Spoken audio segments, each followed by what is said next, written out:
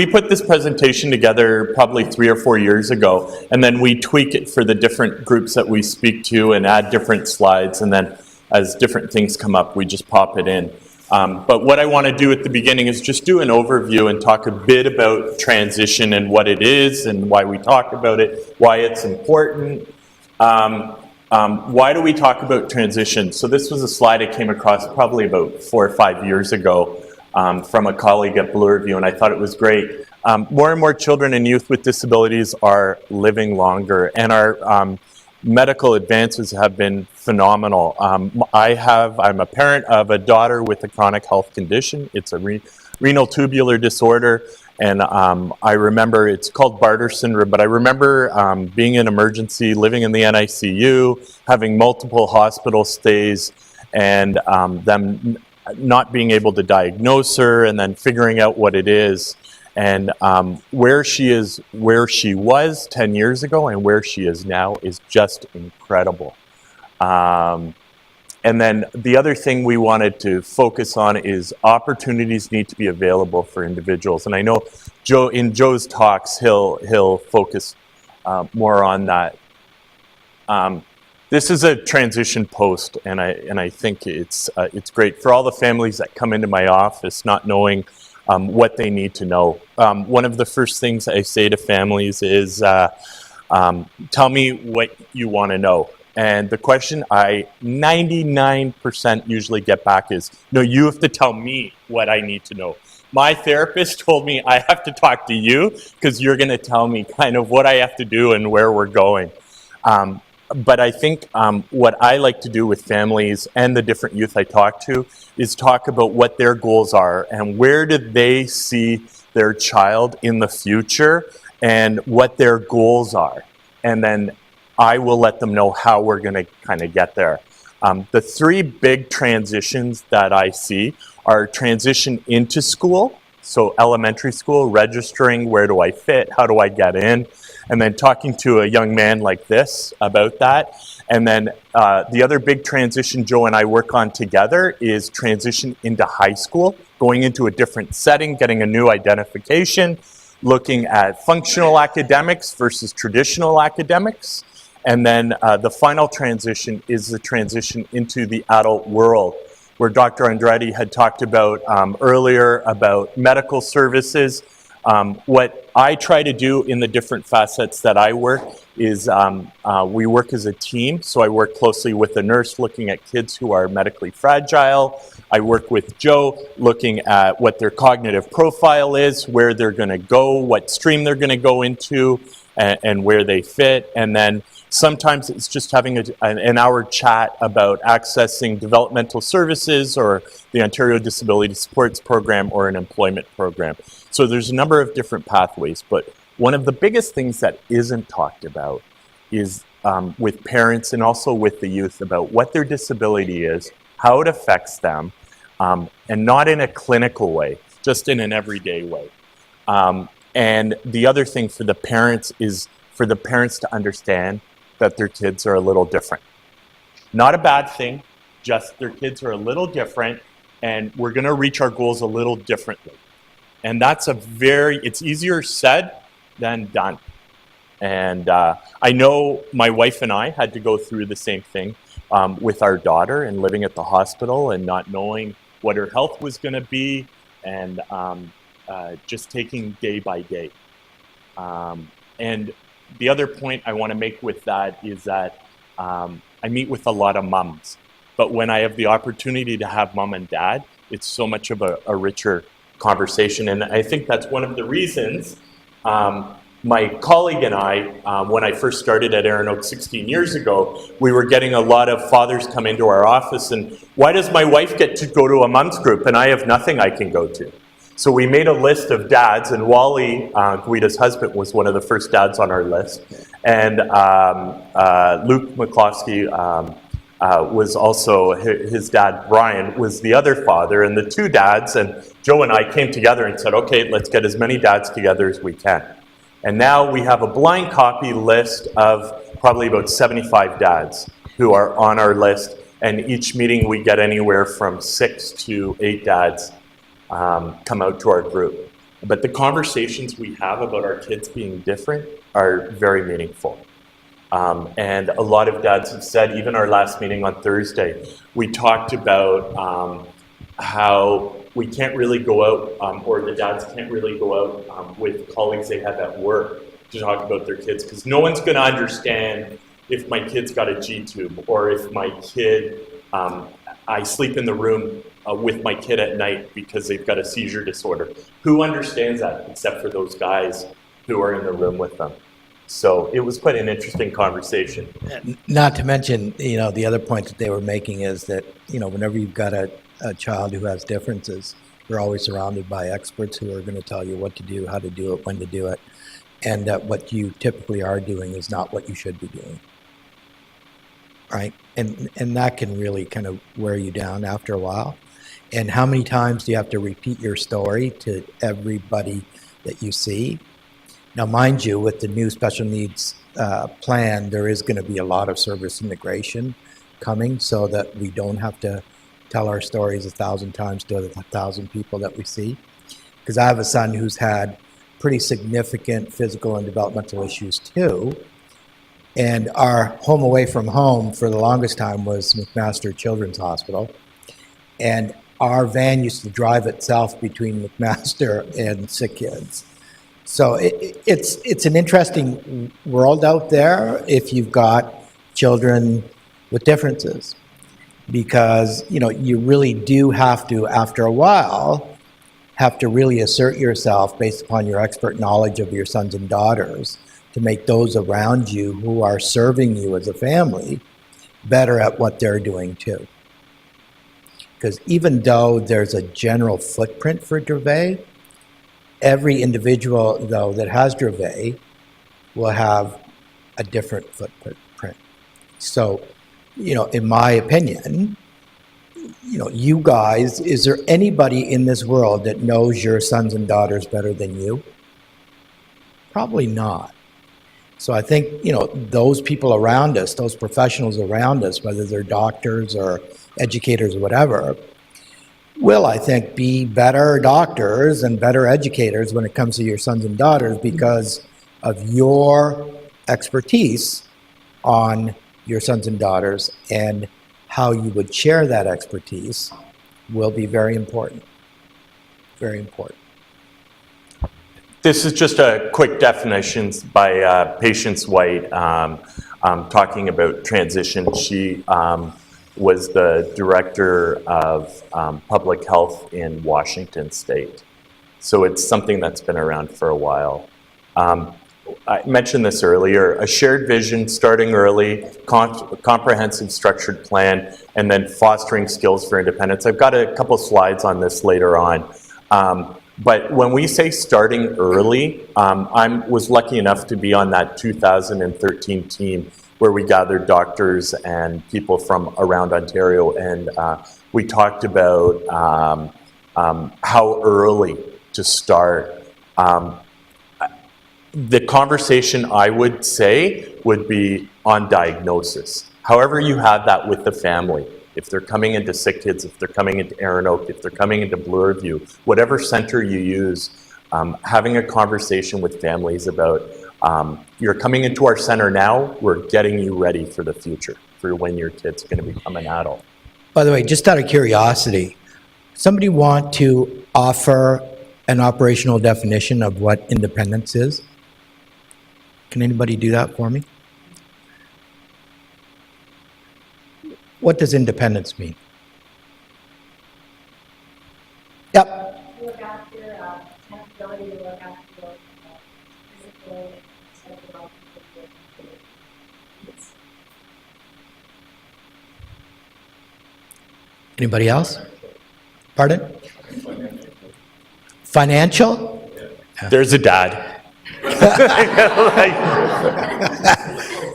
Because, there often is this misconception that independence kind of means that you have to learn everything to kind of be able to do everything for yourself by yourself. That's not independence, because independence is basically knowing what you can do for yourself by yourself, but knowing what you can't do and having a way of asking people to help you in a way that will increase the probability that they will help you. Because nobody in this world that I know, maybe you guys do, but I can't even conceive of any person in this wonderful world of ours that does everything for themselves by themselves.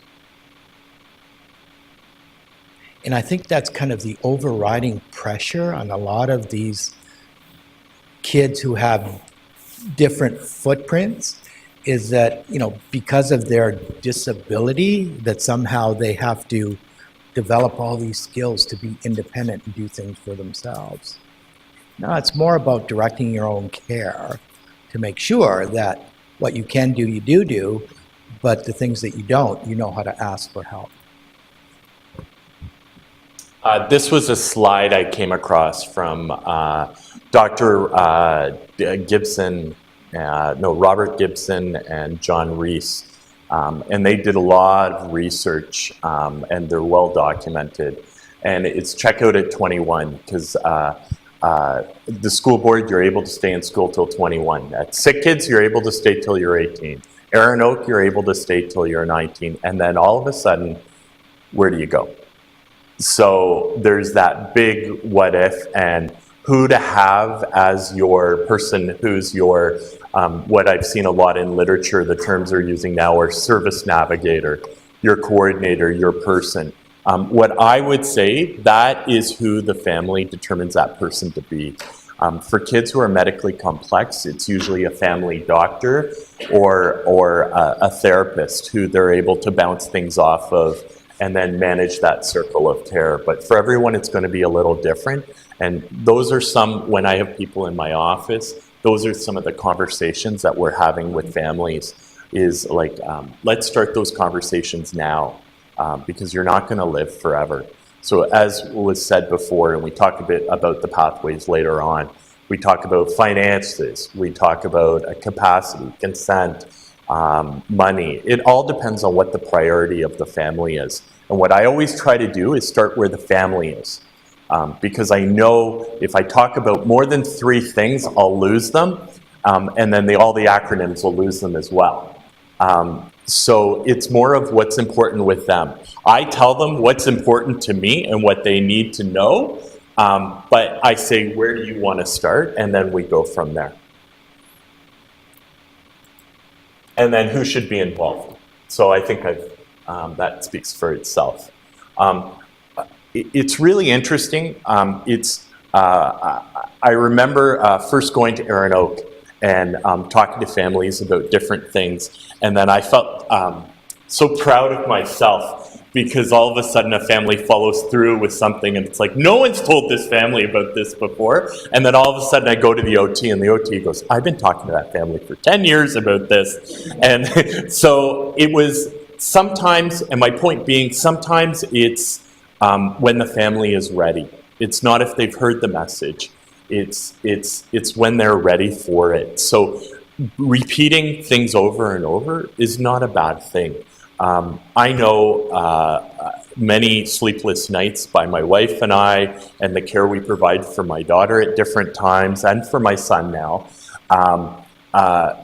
No one knows what you go through when you don't go for that episodic clinic visit all day and talk to people. What families go through is what they go through, and when they come into my office, and if they don't show up for an appointment, that's okay, we'll reschedule it, because I don't know what they went through from the last time I saw them. Is there anything you want to add to that, Joe? Again, I know that our kitchen, our refrigerator is filled with little notes saying, you know, all these people that you have to see. So just by chance alone, we're going to miss an appointment every once in a while. So I agree with John. We don't, you know, we understand that there are complexities to these situations. And so there, you know, we try and stay as much as we can, you know, client-focused and family-centered, to make sure that whatever information we give can be kind of translated at the level of the family situation, so that they can do what they need to do, not what we've told them to do, if that makes sense. Because I think ultimately the families have to translate it at a very practical level given their day-to-day experiences. So while I may recommend something, or John and I may recommend something, ultimately it has to be translated at a practical level by that family.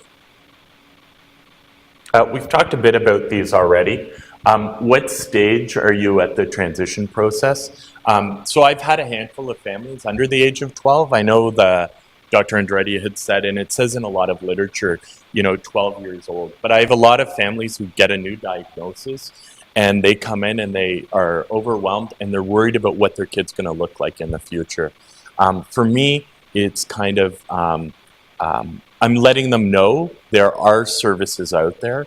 And just by talking to a guy who's been around for a while, who is experienced, I think what is provided is knowing something's out there relieves anxiety. I say, go to the appointments, listen to your therapist, listen to your doctors, and it's a journey.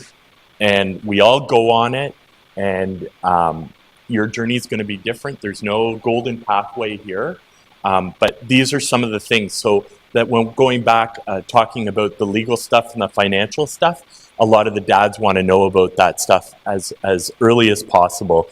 And there's little things that can be done with taxes and finances and stuff like that. And then knowing that there's monies out there and how to access it is very important. What level of independence can be achieved cognitively, socially, physically? Joe and I do a clinic together looking at school issues, how to access school, all of that stuff. And I know Joe's going to talk a bit about that on the next couple of slides. And then goals for the future, and then what skills are needed. So that's where we look at directing your own services, directing your own care, and what services can be accessed when and what they're going to look like. Those are a lot of things that families want to know about. So developing a vision. I've talked a bit about that already, and prerequisites for a pathway, and then developing the skills needed. Let's keep moving. There you go. So certainly one of the key experiences that all of our kids are going to have is the educational experience.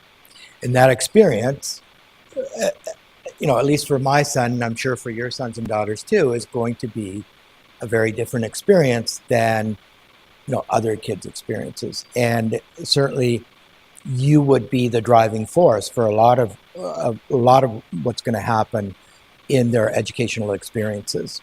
And so you do have a number of options. Obviously, the one big option out there is public education, whether it's public or separate. And you can always kind of know what your community school is by going on the school board website and finding out based upon your address. You also have the private education option. Now, to know, to do that, you have to know kind of what your situation is with respect to the private educator, because principals and teachers in private schools are not necessarily certified by the Ontario College of Teachers, although in this day and age, I would be shocked if they weren't. But certainly, you can always have access to the list of certified teachers, because it's all very public on the College of Teachers website. And the Ministry of Education provides a list of the registered private schools on its website. So private schools have to register with the ministry, because you probably know this, but all kids from 6 to 18 have a regulated right to be educated. So, and based upon that, the Ministry of Education is the watchdog. Then you've also got the option to homeschool, and I know that some people in here have taken that option. If you decide to homeschool, you do still have to register with the local school board, because ultimately they have the responsibility. Because again, there's a statutory obligation that needs to be accounted for. So anyone from 6 to 18, it used to be 6 to 16, it's now 6 to 18. It's learning to 18 now. There is a statutory obligation to receive satisfactory instruction, whether it's at home, whether at your local school, whether it's at the local private school, whatever it is. Okay. And again, there's a policy program memorandum that you can go and see if you do want to take that option to homeschool. And the last one is the option of home instruction. Now, home instruction is an interesting option in the sense that you could, if you had documentation that clearly indicated that based upon your sons and daughters' profile, medical profile, that they would not be able to attend school for a number of reasons, because there are medical risks, there are all kinds of issues and risks, you could apply for home instruction. In other words, a teacher will come to your home. Every school board in this wonderful province of ours has a policy on home instruction that you can access on their websites. Also, I would suggest to you that anytime you want to know what your local school board provides in terms of special education supports and services, again, every school board in this wonderful province of ours is obligated to post on their websites a copy of their special education plan that documents all the special education supports and services that are available for students in that particular jurisdiction. And the expectation is that that special education plan is transparent, that it will tell you everything that you need to know.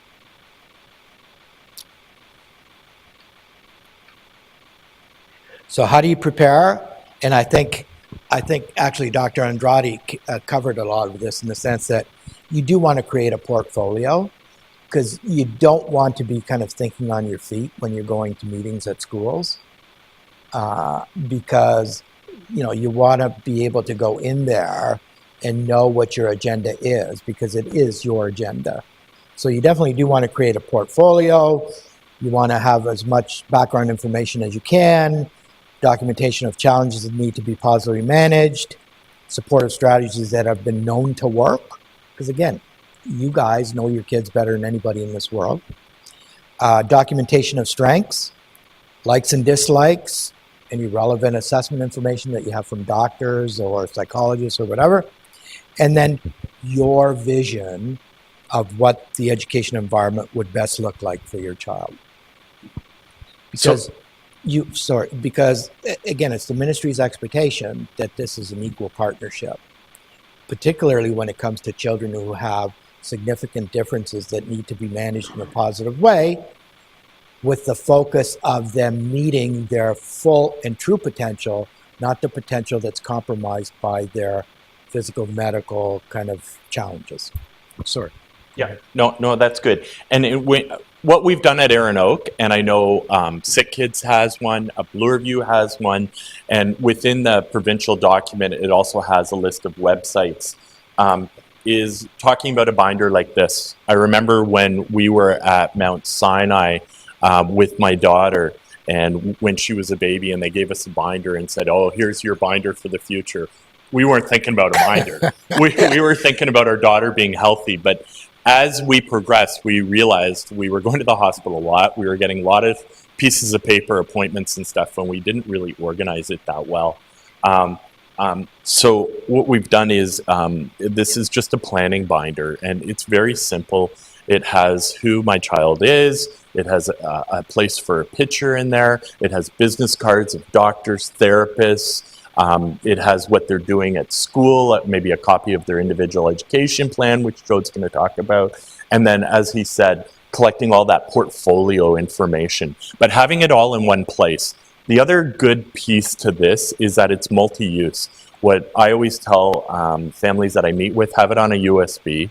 When you do your will, you let your trustees know that it exists, because if anyone has to pick up the care, we've got a care plan within the document here already. So I have sheets on how to put a routine together from 9 in the morning till 9 at night, and then a night routine, how much time it takes, who's involved, all of that stuff.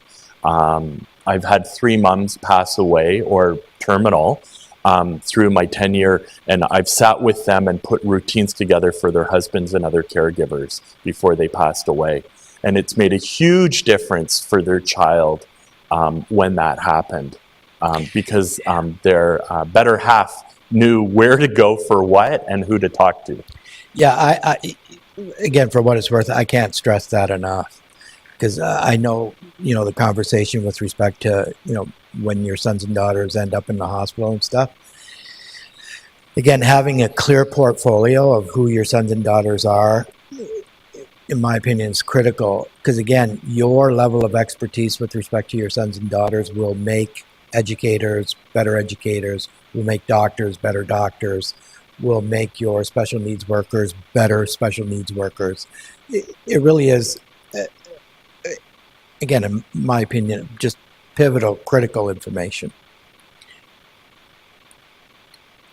Now, you guys probably know a lot of this, but there are special education processes that are available to all of you with respect to making sure as much as you can that all the special education supports and services are made available to your sons and daughters to help them learn to the full and true potential, not to the potential that's compromised by their physical medical conditions created by the syndrome. So there are formal processes, and the formal process that is kind of central to documenting a lot of this information is the Identification Placement Review Committee process. But understand, though, that there was a day, which is no longer today, that you could only access an individual education plan if your sons and daughters were formally identified. There's been a whole transformation of the special education system so that anybody who needs an IEP gets an IEP regardless of whether they're formally identified or not. And interestingly, the person who was the co-author of that document is currently the Premier of Ontario. So the process is intended by the ministry to be a cooperative one between school and parents. The goal is to ensure that the student has the supports and services that are necessary to actualizing their full and true potential. And it is a very formal process. There's paper documentation, everything. And there are, based upon what I know about Dravet, there are several kind of identifications that may be appropriate. One is physical disability. Another one would likely be an intellectual disability, depending, again, which is part of what I do, is to do those assessments that clearly identify what that potential is, okay? And then probably, I know that some can transform into autism, so that might be one of the classifications as well. But there is no kind of medical designation. There's no syndrome designation.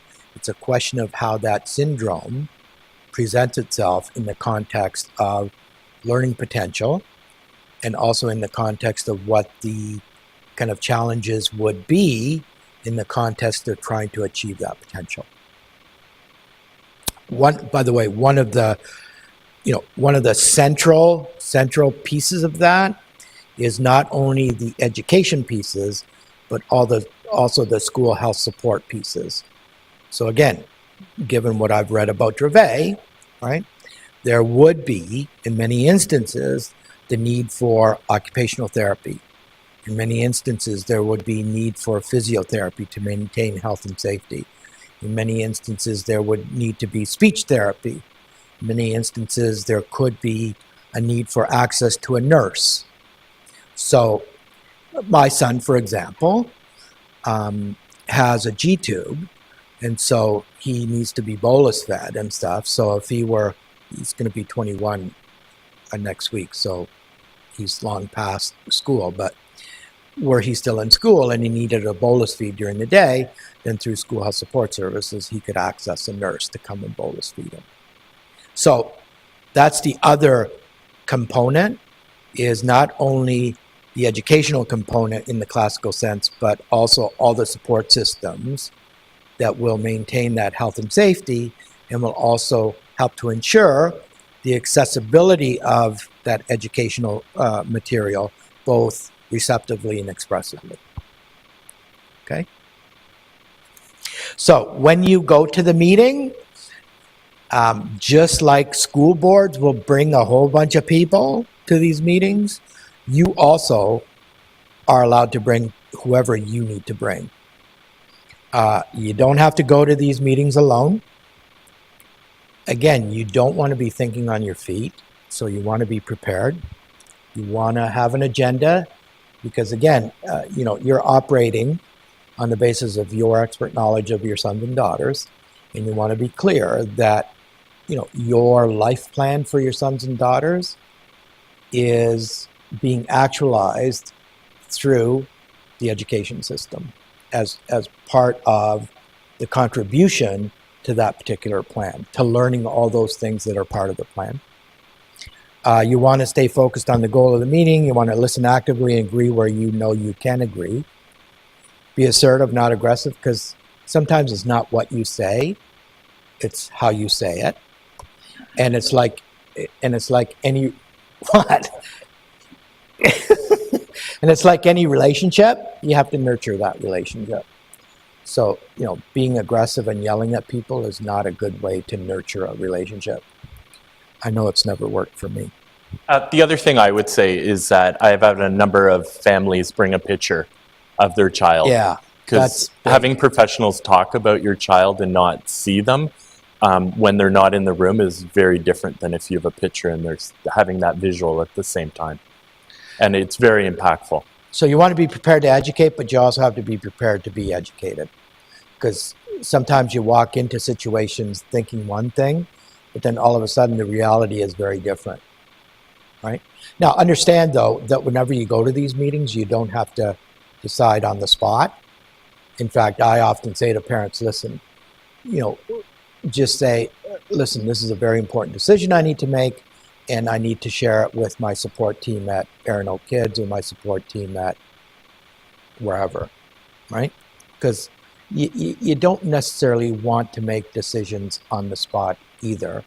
Although, if it feels right, sounds right, looks right, it probably is right. Because I think sometimes we tend to overthink things. And, sometimes, following your gut hardly ever kind of lets you down. So if it feels right, sounds right, it probably is right. If it doesn't, though, it probably isn't. So if you have any doubt, you don't have to decide right away. Regardless of what processes you go through, this document is your most important document because it is the plan that's individualized for your sons and daughters based upon who they are as learners. And it outlines the specific education programs and services. So it will specify that your sons and daughters do have an occupational therapy support, physiotherapist. They have the support of the special education person within the school, or they have an educational assistant or a teaching assistant or an education resource worker, because they're called different things across the province. And then it outlines the specific goals and the processes that are related to meeting those goals and the assessment strategies. So to boil it down to a simple thing, you should be able to open that IEP, know why it is that they're doing what they're doing and not something else. So you should know what the rationales are for what they're doing. And you should be fairly confident that what they're doing is readily observable and measurable, and that you have, or we have, a way of knowing that what they're doing has added value to our son's growth or our daughter's growth as a student. The other thing with IEPs is that they have embedded with them now, just recently, a transition plan that starts from when they enter school till they exit school. And that, by the way, was thanks to all the work that the parents of kids with autism did. Because originally the transition plans were specifically designed for kids who are on the spectrum. But since then, transition plans are now for anybody who has a special education profile. And going back to what we talked about earlier, that's where you put the pathway stuff in the community, applying for developmental services at the age of 16, applying for ODSP. So it's having the school board work with community agencies as well as health, hopefully.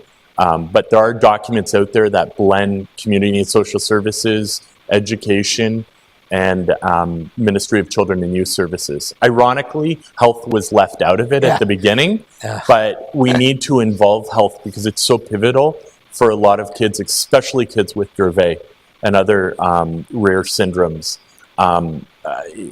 We all need to work together. So I know when families come and meet me, one of the first things I ask them to bring is their IEP, because then I can see where the school is going. Other than hospitals and home, kids are spending time at school. So the IEP gives me a great idea of what their day looks like other than at home, and I can get the home situation from the mom or dad who's sitting in front of me.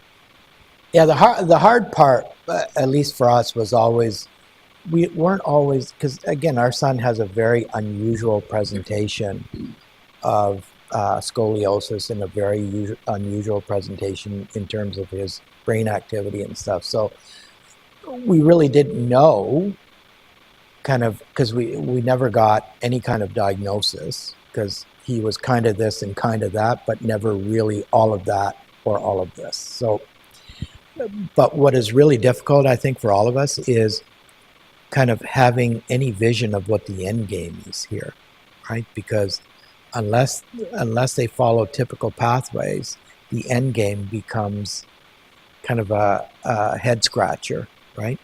But certainly the IEP is working towards that end game. So the more you have any insight into who that boy or girl is walking out that front door when they're ready to transition into adulthood, then you want to peel it back as much as you can to kind of look at all of that foundational work that could be required.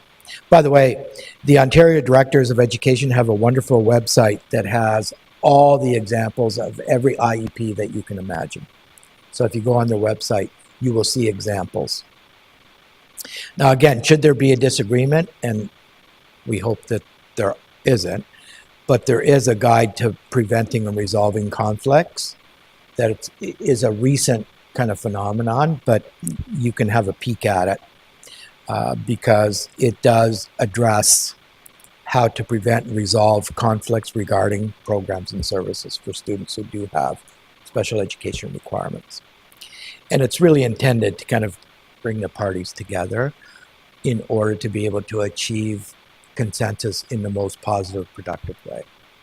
Because again, I mean, I know this is easier said than done, but it's not about what you want or the educators want. It's what you all agree is in the best interest of that student. Because it's not about, I say this with due respect, it's not about parents, not about teachers. It's about the student and what's in the best interest of the student and how you can kind of address those issues in a positive, kind of productive way. So the pathways, again, when it comes to the educational pathways, these are the major pathways that are out there in terms of post-secondary education and meaningful life experiences. Their certificate of accomplishment is for students who have developmental issues that prevents them from accessing either a certificate or a diploma. Otherwise, you're accessing a certificate, which basically leads to employability, and a diploma that leads you either at the applied level to college or at the academic level to university. These are other pathways which have been touched on in the last two presentations. Developmental Services Ontario, you're able to apply at the age of 16 as long as you get a signature from a psychologist that says, and I'll let you explain. Yeah, so for Developmental Services Ontario, The only the only profession that can sign off is my profession, because it's not about a developmental delay. It's about having a developmental disability, which is defined by being at the second percentile or below, and that it's done through an actual assessment that determines that. And then once you qualify at the intellectual level, you also have to qualify at the functional level. So the two major components are that your IQ falls in a certain level and that your day-to-day functioning falls at that same level, and that all of that occurred before you turned 18. And that qualification, that eligibility for Developmental Services Ontario, then qualifies that individual for the adult version of the special services at home. So there's passport funding. There are different tiers. So my son, for example, is in the middle tier of Developmental Services Ontario. And by the way, that's after having sat through, a 6-hour standardized kind of interview. So my son fell in the middle tier, and so he gets $14,600 a year to use for day programs. The fact that you would qualify for Developmental Services Ontario automatically qualifies you for the Ontario Disability Support Program, which John knows a little more than I, but my son is also on the Ontario Disability Support Program, so he gets an income on a monthly basis, which is $855, and because he has a G-tube, he gets an extra $200 to buy his supplies. Food. His, the stuff that we pump in. Yeah. Sorry. And also, through the Ontario Disability Support Program, my son also has a job coach. And so he has been working with a company that makes dog biscuits, cat biscuits, because my son is really into animals and stuff. But after a while, he just thought, nah, you know what, cars are better. So now he's trying to, I think I was saying to someone earlier that he's taking a resume to the local place that I get my car fixed at, and he's hoping to get a job there eventually. So the ODSP Income Supports Program and Employment Program are separate but together. So if you qualify for the income program, you automatically qualify for the employment. If you fall outside the income and you don't meet that eligibility because the individual doesn't have a developmental disability, right, or they don't meet the qualification of a substantial disability, as long as a person has a diagnosis, for example, a learning disability, they would still qualify for the employment program. Right. So not a lot of people know that, but there are supports out there for people who have different diagnoses that are out there. So it's quite interesting. Yeah, it is. A lot of these programs have hundreds, if not thousands, of directives for what they will cover as well. So what words of wisdom I would give a family would be, don't pay for anything disability related until you call ODSP. Hear, hear. Hear, hear. Really. That is so important, because even Developmental Services Ontario and the Ontario Disability Support Program will cover things if you give them a heads up. If you go and do it and then give them a bill, you may not be covered. Yeah, you won't be covered. You got to give them a heads up. You got to give them the opportunity to okay it before you actually do it. And if you do, it's been our experience with my son, that if you do, that you will be respected and reimbursed. So I want to talk about a few more of the pathways, and then I'm sure lights are going to start flashing a bit more than that one because of our time. So volunteerism, a lot of youth I work with, they do a combination of activities. So they do a day program at their local community living, as well as volunteering. They might even come into Erin Oak. I know over the years I have contact with Bloorview, So a lot of their graduates volunteer and get the skills they need within the center, and then they're able to go out into the community. Another group that we talked about, we do have different youth groups that go on. Within my bio, it says we do the Youth Advisory Committee. I know Sick Kids has a Youth Advisory Council. Blue Review has a Youth Advisory Committee. So it's getting youth together to build skills in a nice, safe setting where they're able to take those skills outside the center. We also have a drop-in. We get about 60, 70 kids at a drop-in from the ages of 12 to about 21. And then we piggyback with our mentorship program. So we have older youth mentoring younger youth with different disabilities. And I can say I know different kids, even with dravet, have come. So we get kids who are normal cognitive profiles, according to Joe, and kids who might have a mild intellectual disability, a developmental disability, seizure disorders. I had a mom in my office the other day and she goes, my kid has difficulty eating potato chips. I go, it doesn't matter. Kids are so accepting at the drop-in. It's not a big deal. We've had kids have drop seizures on the ground. Everyone goes on.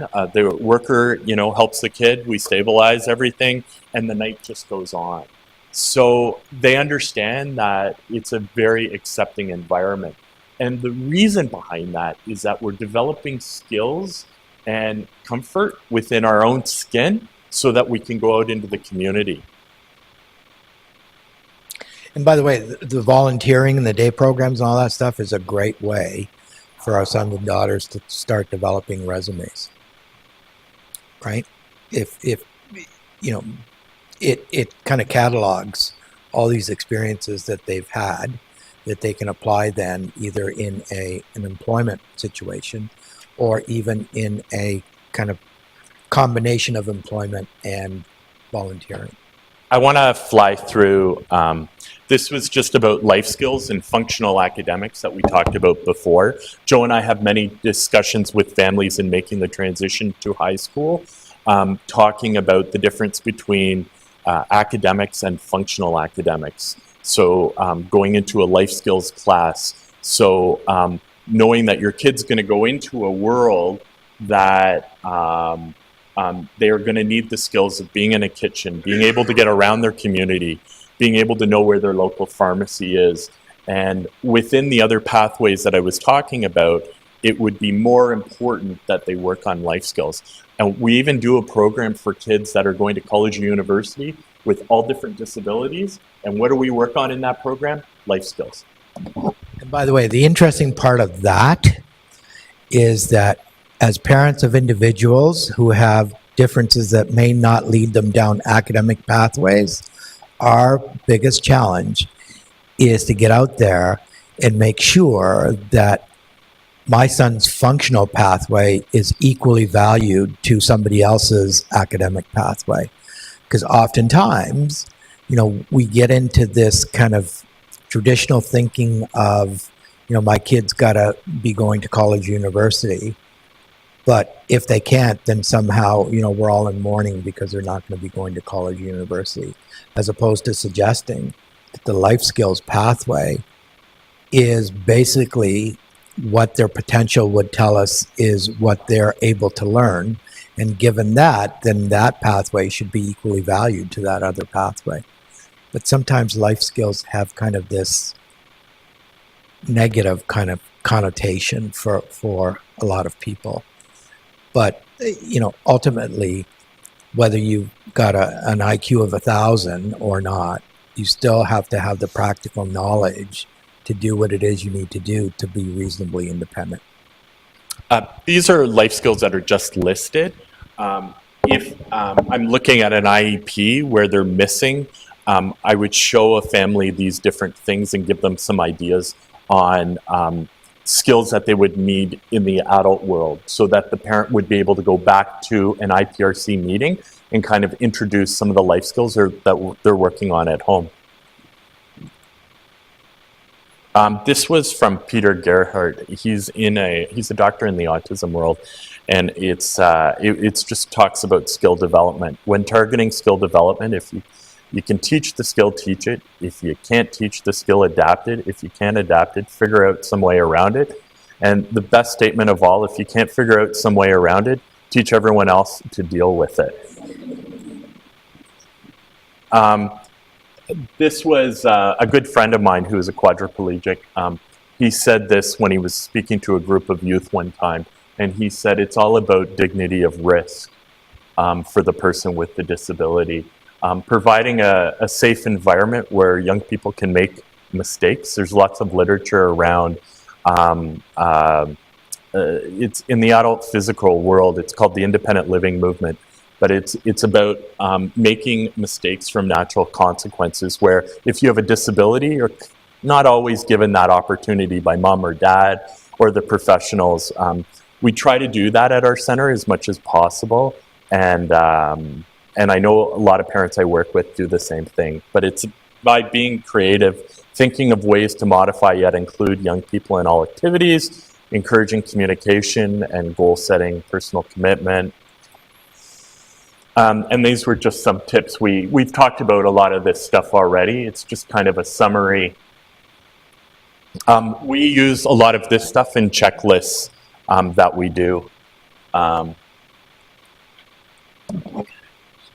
Yeah, I know, I get that people are moving behind me. But by the way, can I just say one last thing? Because for me, this is, I think, at least in my experience, is the important thing. As parents of kids who are non-traditional learners in non-traditional pathways, you have to think non-traditionally. So let me give you an example. So I have a son with significant physical and developmental issues, right? So he can't read. However, he knows everything he needs to know about Harry Potter, the Hunger Games, and all of this stuff, right? So how is it that he knows all of this stuff, but can't read? Because sometimes we get so bogged down in the traditional definitions of things that, oh my God, if my kid can't actually decode every word, he can't read. It's not about being able to decode the word more than understanding the message. And if there's any kind of motivation, if there's any kind of focus, there's always engagement. And kids, no matter if they have developmental disabilities, physical disabilities, will be able to learn things as long as we are flexible enough to entertain the possibility that it won't be in the traditional way that they're going to learn.